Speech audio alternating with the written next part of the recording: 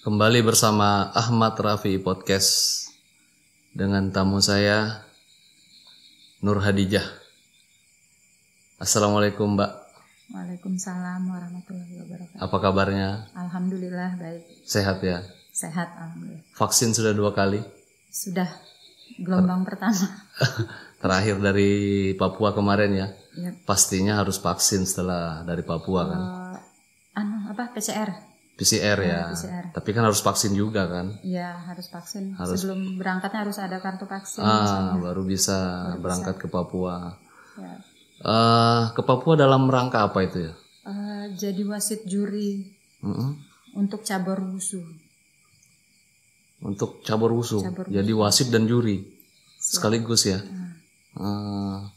Jadi itu ditekuni sejak kapan itu, Mbak? Kalau wasit juri sih ngambil lisensinya dari tahun 2015 kayaknya. 2015. Di daerah dulu kita ngambil buat lisensi daerah dulu, baru di 2016 ngambil lisensi nasional. Apakah memang awalnya dari wasit dan juri atau sebelumnya sebagai atlet atau bagaimana? Dari atlet. Dari tahun berapa jadi atlet? Atlet sendiri sih dari awalnya sih saya bukan wusu ya, dari karate awal. Karate. Awal berkiprah di olahraga itu di karate. Jadi atlet karate. Terus di 2016 tawaran main di wusu untuk porprov 2006 di Tenggarong. Awal Mewakili Kabupaten Pasir. Prestasinya? Waktu itu dapat medali perunggu. Medali perunggu di Tenggarong ya. Tenggarong. Itu 2006. Popda. Porprov. Oh, Porprov ya. Mewakili Kabupaten Pasir ya. Di tahun 2006 itu wusu ya. Wusu. Nah, terus di akhir-akhir ini kan saya sebenarnya baru kenal sama Mbak Dijah ini setelah di MMA. Ya. Itu setelah selesai jadi atlet wusu baru terjun di MMA atau sambil atau gimana itu? Masih di MMA, saya ikut audisi itu tahun 2018. Masih di wusu juga, masih berjalan sampai sekarang. Cuman di MMA kan karena di wusu saya udah nggak bisa tanding nih. Ya usia. Iya karena sudah ngambil lisensi wasit juri. Jadi kalau sudah ngambil wasit dan juri sudah nggak bisa jadi atlet lagi. Harus milih sebenarnya mau jadi wasit atau mau jadi atlet kan gitu. Oh seperti itu. Jadi saya milih ya di wusu saya nekunin jadi wasit juri. Terus karena masih ada hobi. Jadi ya ikut audisi One ya MMA tahun 2018 rasanya. MMA ini kan semacam seni bela diri dengan menggunakan segala macam, saya lihat seperti itu kan. Sama dengan tarung bebas lah ya, kan seperti itu. Saya sebenarnya Mbak Dijah nggak terlalu tertarik. Saya selama ada siaran di TV itu nggak pernah nonton, terkecuali cuman untuk 2 pemain. Yang pertama Habib ya. Habib Nurmagomedov yang dari Rusia, bukan Bulgaria ya, apa dari mana itu? Saya lupa negara. Pokoknya Habib Nurmagomedov lah. Satunya saya nonton Mbak Dijah karena saya tahu itu dari Pasir. Luar biasa. Iya, saya tonton, saya tunggu itu jadwalnya kapan karena saya sempat lihat ini ada Pasir. Saya tungguin itu mainnya tengah malam itu, ya kan? Saat yang pertandingan pertama, kemudian ada beberapa selang yang Mbak main lagi, itu 2 kali saya tonton itu. Selebihnya saya nggak suka. Serius ini Mbak. Jadi saya mau tahu nih atlet Pasir kok bisa masuk. Makanya saya penasaran. Ternyata punya latar belakang atlet wusu. Kan sebenarnya ini Mbak Dijah olahraga yang bukan olahraganya perempuan sebenarnya. Tapi kok Mbak Dijah tekuni itu gimana sih semangatnya kok bisa seperti itu? Karena hobi tadi sih ya. Hobi ya? Hobi ya. Apa memang dulu waktu kecil suka berkelahi kah? Salah satunya kayak. Salah satunya. Jadi gangster juga ya? Gangster sih enggak, cuman ya suka. Suka berkelahi. Jadi karena hobi berkelahi ini diteruskan bakatnya jadi atlet. Mungkin karena dari kecil kebanyakan temennya cowok kali cowok semua ya. Rata-rata. Jadi sering dulu waktu kecil bertarung dengan cowok? Enggak juga sih, cuman ya kalau kelahi ya sering. Sering ya? Sering. Kelahiran tahun berapa Mbak Dija ini? 85. Berarti sekarang sudah sekitar 36 tahun ya? Kurang lebihnya begitu. Fisik masih sehat ya? Alhamdulillah. Kira-kira masih akan bertarung di MMA nanti? Kalau di MMA sendiri tergantung ya. Kalau ada panggilan ya masih lah. Tergantung panggilan. Tergantung panggilan dari ini. Kalau masih dipercaya ya masih berangkat. Masih ya. Kemarin tuh saya juga ikut nungguin itu. Iya. Kan rasanya sudah ke Jakarta juga kan untuk bertanding untuk ke 3 kalinya, tapi itu cancel. Kenapa itu ceritanya? Karena COVID. Karena kena COVID. Ya. Hasil tes PCR ya menyatakan itu kena COVID, jadi enggak boleh tanding. Kecewa masuk karantina. Kecewa sudah. Pastinya udah persiapan sempat sakit luar juga biasa, kan. Sakit. Tapi gimana? Ya mau kayak apa lagi? COVID, meskipun kita merasa sehat, kalau udah terpapar katanya kan ya mau enggak mau karantina. Iya. Itu kemarin 2 kali tanding, yang pertama kan menang ya. Kemudian yang berikutnya kalah ya. Itu lawan dari mana yang ngalahkan Mbak Dija kemarin? Jateng apa ya? Jawa Tengah ya. Itu kalah karena apa? Kurang persiapan atau gimana? Kalau persiapan sih ya kalah poin aja lah. Tapi ya tetap kalah ya, namanya kalah ya pasti kurang persiapan lah. Kurang persiapan ya seperti itu. Kalah poin tapi ya nggak kalah KO gitu kan? Nggak, alhamdulillah nggak KO. Tapi ini saya sih berharapnya Mbak Dija ke depan ini dapat panggilan lagi, jadi saya bisa nonton lagi.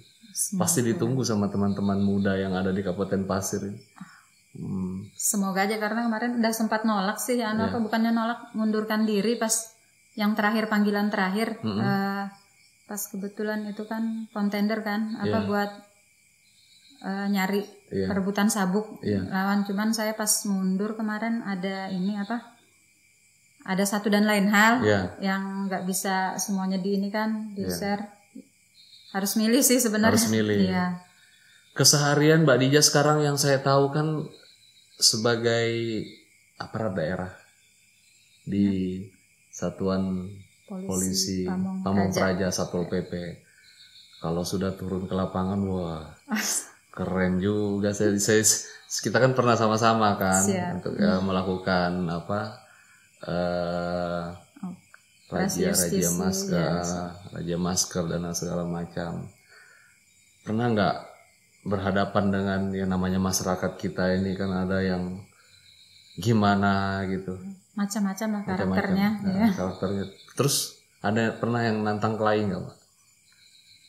Bikin kesel sih banyak. Cuman ya kita tahan namanya emosi. Aparat harus sabar lah. Pernah nggak sampai tarung ribut di lapangan? Kalau saya sendiri sih alhamdulillah nggak pernah. Ya. Tapi kan kemarin tuh sempat kita ada kejadian tuh yang agak-agak ya, kita semua agak-agak gimana ya, ada masalah lah.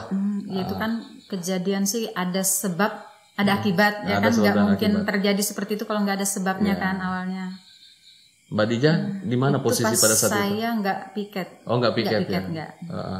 Tapi sudah clear kan masalah itu? Alhamdulillah sepertinya sudah. Ya, cuman kan sedikit bagi yang mendengar di sebelah pihak yang menganggap teman-teman Satpol PP ini arogan, tapi ya karena kan ya kalau menurut saya sendiri sih ya ada sebab pasti ada akibatnya, karena ada sebabnya, ada yang memulai kan, nggak mungkin serta-merta nih aparat main pukul aja main apa, karena kan Satpol PP ini penegak peraturan daerah, ada aturan-aturannya. Memang ada saatnya teman-teman Satpol PP ini harus tegas. Ada juga saatnya mereka juga harus lunak dengan masyarakat kita. Nah, cuman terkadang masalah di lapangan ini yang mungkin situasi yang mungkin memancing emosi atau memancing teman-teman Satpol PP yang bertindak juga di luar daripada kendali kan. Seperti itu. Mbak Dija sekarang meneruskan enggak bakatnya Mbak Dija ini sebagai petarung di MMA, sebagai atlet di WUSU kepada anak-anak muda yang ada di Pasir? Meneruskan sih, iya. Kita kan punya sasana nih di bukan latihan ya? Tempat latihan Pasir Pekting Camp di stadion tempatnya. Gitu ya. Kebetulan masih ya numpang sama tempat pemerintah lah. Ya, enggak masalah. Di stadion pemerintah harus memfasilitasi ya kan? Ya, Stadion Sadurengas. Ya syukurnya sih dikasih tempat fasilitas ya, tempat kita latihan gitu. Jadi kan anak-anak muda di Kabupaten Pasir jika ingin betul. berlatih daripada kelahi atau tawuran yang nggak jelas kan, mending latihan sama Badija. Mending ikut latihan terus bisa buat prestasi kan, bisa buat prestasi, membanggakan orang tua di jalan, membanggakan daerah juga, bisa membanggakan negara nantinya seperti itu. Kemudian Badija, pesan-pesannya pada atlet-atlet kita ini yang sekarang sedang menggeluti atau sedang berlatih untuk bisa berprestasi di event-event baik Popda, Porprov maupun event-event nasional. Semangatnya seperti apa? Bagi dong. Sih ya, harus punya semangat dari dalam diri kita sendiri sih. Awalnya kalau kita mau menuntut, ibaratnya kita kan tahu sendiri daerah kita seperti apa. Ini bantuan dari pemerintah ada, cuman kan tidak seperti yang kita harapkan. Mungkin ya kalau kita bandingkan sama daerah lain kan jauh. Cuman ya kita nanamkan ke diri kita sendiri, harus semangat, aku harus bisa nih seperti orang, meskipun harus berani korban dulu ya. Harus bisa kita punya, yang penting kita punya tujuan dulu, harus bisa nih ke depan aku harus bisa seperti orang itu, meskipun ya dengan keterbatasan yang ada, karena hasil pokoknya usaha tidak membohongi hasil. Pasti bisa, pokoknya asal kita mau berusaha, motivasi dulu kita dalam tanamkan hati itu dulu bisa gitu ya. Iya. Harus bisa, pokoknya asal mau berusaha pasti ada ininya, ada jalannya. Ya saya enggak nyangka juga bisa sampai ada di titik seperti ini, enggak nyangka, enggak bisa ini. Ya asal mau berusaha aja bisa sampai di ini. Sebenarnya kita melihat Mbak Dijah ini bukan wajahnya wajah smiling ya kan, bukan wajah yang petarung, tapi ternyata kan atlet berprestasi. Saya setelah tahu Mbak Dijah ini atlet MMA itu ya kan, wah keder juga, ganggu-ganggu misalnya ngajak ribut atau bisa dibanting kita kan, seperti itu. Ya kalau itu kan ya di arena aja, di luar di luar tetap familiar ya, tetap smile dengan sesama gitu ya. Kira-kira Wushu ini harus ngapain dan disupport apa oleh pemerintah gitu? Kalau menurut saya sih bukan cuman cabang Wushu ya. Semua cabang olahraga yang ada di Pasir. Karena kebetulan Mbak Dijah ini juga bendahara umumnya. Pengurus KONI ya. Pengurus KONI. Ya berharap sih dari pemerintah lebih perhatian lagi ke atlet. Ditingkatkan lagi perhatiannya di yang sekarang ada, cuman kan ya kalau bisa lebih lagi lah ke atlet, ke pelatih, ke pelaku olahraga, bukan cuman atlet, pelatih dan pengurusnya semua, pun perlu, semua pelaku olahraga itu.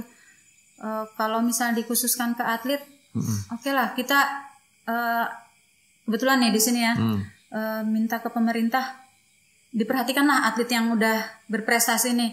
Oke lah kalau misalnya tingkat provinsi kayak Porprov, medali yang kita raih mungkin banyak, enggak terlalu ini kan maksimal. Maksudnya kan kita kan terakhir dapat itu 17 medali emas ya. 17 medali emas nomor urut 2 dari bawah tapi ya. Dari 10. Betul. Setidaknya mereka yang sudah berprestasi dikasih perhatian. Diperhatian lah. Oke, kita terima bonus uang. Uang gimana sih? Cuman habis ya kan, bisa habis. Setidaknya diberi pekerjaankah atlet ini lebih ini, jadi mereka bisa fokus latihan. Kita dengan bantuan yang seadanya kita bisa loh berprestasi seperti ini gitu kan. Apalagi kalau disupport dengan maksimal ya. Diberi perhatian. Atlet misalnya dikasih pekerjaan nih, mereka udah enggak mikir lagi cari uang keluar. Ya kan, mereka cuman aku ini harus latihan, aku ini sudah dijamin nih sama pemerintah. Betul. Pekerjaanku, pendapatanku udah dijamin pemerintah, jadi aku ya fokus latihan. Saya yakin pasti bisa lebih meningkatkan ini. Karena bagaimanapun atlet ini salah satu bidang yang olahraga maksud saya bidang yang bisa memperkenalkan nama daerah tuh di luar. Betul. Mengibarkan bendera daerah di luar daerahnya sendiri ya. Ini aset sebenarnya, aset daerah sebenarnya yang harus dimaksimalkan ya. Begitu ya menurut Mbak Dijah tuh ya. Olahraga yang bisa mengibarkan nama bendera daerah kita ke jadi daerah itu dikenal bukan hanya mungkin tempat wisatanya, kemudian juga prestasi-prestasinya di luar daripada itu, tapi juga bidang olahraga. Bidang olahraga benar. Contoh misalnya atlet wushu yang dari Pasir, Mbak Dijah kan dikenal seperti itu. Ya mungkin teman-teman Mbak Dijah yang di level-level nasional sesama juri itu kan nggak pernah ke Pasir. Belum pernah, tapi tahu Pasir kan, karena dari Mbak Dijah kan. Nah, seperti itu. Ya semoga aja sih perhatian pemerintah kan bisa lebih lagi, setidaknya kalau belum bisa ke semuanya ke atletnya dulu lah, atlet yang berprestasi nih kan nggak terlalu banyak juga tuh yang ini, setidaknya mereka dipekerjakan sebagai honor atau apa itu udah luar biasa sekali. Kemarin kebetulan nih Bang ya, ada salah satu atlet kita, atlet bola tangan, bola tangan. Rasanya dia ngajar atau apa jadi guru honorer gitu. Karena ini ikut PON, ikut ini ya rupanya dari pihak ini sekolah. Nggak ini jadi berhenti rasanya gitu sih bahasanya kemarin itu. Jadi ya gimana Mbak, sempat ini juga kan, kasihan ya. Gimana Mbak, ya semoga aja saya bilang kita nanti bisa ini kan sekolahnya di mana? Mereka itu betul latihan di Samarinda kan, kebanyakan yang bola tangan jadi ngajar honorer di sana. Honornya di sana. Di Samarinda. Di Samarinda. Tapi asli dari sini. Asli dari Pasir. Bawa nama Pasir. Iya, bawa nama Pasir kemarin. Sampai ke PON kemarin ini mereka ke PON kan ada 8 orang. Iya, ada 8 orang. Dapatnya perunggu kalau nggak salah ya. Perunggu. Sama seperti Ashar kemarin. Iya. Ashar ketika dapat medali emas di PON, medali terakhir katanya kemarin kan.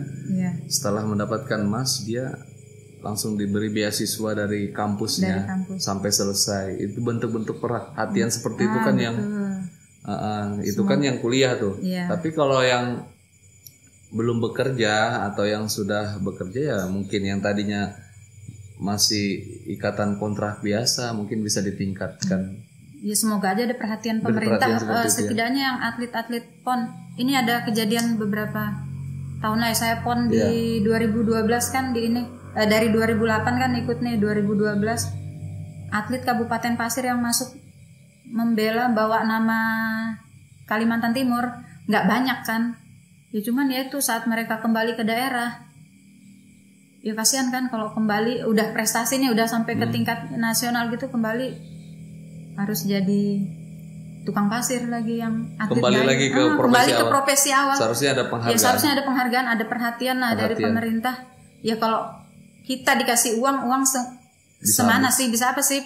Ya habis pastikan kalau ini. Tapi kalau misalnya dikasih kayak penghargaan pekerjaan atau apa, mereka ndak bingung lagi mau pusing nyari buat kehidupan sehari-hari. Mereka pasti lebih fokus ke latihannya itu, meningkatkan prestasi jadinya kan. Itu mungkin beberapa poin yang kita dapat masukan dari Mbak Dijah, saran dan juga pesan dan kesan. Ini menjadi bahan untuk kita sampaikan nanti kepada pemerintah melalui studio aspirasi ini. Nah, semoga aja bisa didengarkan.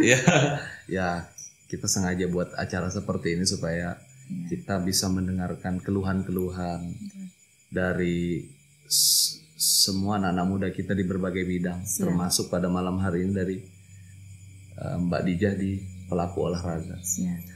Kita berharap Mbak Dijah terus berkarya, terus berprestasi walau minim perhatian, karena kita yakin dengan terus kita memberikan yang terbaik, ya mudah-mudahan nanti ada perhatian juga dari pihak pemerintah, dari pihak ketiga yang mungkin akan membantu dengan cara mereka setelah melihat prestasi kita. Ya alhamdulillah sih, kayak saya sendiri kan baru masuk kerja itu tahun 2019 kemarin. Kebetulan Pak Kepala Satpol PP waktu itu Pak Heriansa. Pak Heriansa Idris sempat ketemu nih. Sudah begawi kah Hikam? Belum Pak, saya bilang. prestasi kayak gini kok nggak ada perhatian sama sekali. Ya syukurnya beliau itu angkat jempol untuk beliau. Betul, untuk Pak Herian Idris luar biasa. Coba semua kepala dinas atau SKPD seperti itu, ambillah satu atlet-atlet yang berprestasi. Jadikan honor di tempat mereka, saya rasa. Atau kita kan banyak perusahaan-perusahaan tuh yang bergerak di bidang tambang, kebun dan segala macam tuh ya kan. Nanti kan bisa sharing kepada pemerintah daerah, mana nih atlet berprestasi yang sudah mengharumkan nama Pasir, kami punya posisi nih. Setidaknya diutamakan lah satu. Yang kedua, mana nih atlet-atlet yang sedang berjuang akan berusaha memberikan prestasi kepada Pasir, mana nih kami bina, kan seperti itu ya seharusnya ya. Betul. Ya mudah-mudahan nanti dengan bincang-bincang kita ini bisa mengetuk perusahaan-perusahaan. Lebih diperhatikan atletnya, pelatihnya, dan pelaku olahraga lah intinya. Ya. Oke, Mbak Dija, terima kasih sudah mau hadir di studio Aspirasi ini bersama podcast kita malam hari ini. Terima kasih. Assalamualaikum warahmatullahi wabarakatuh.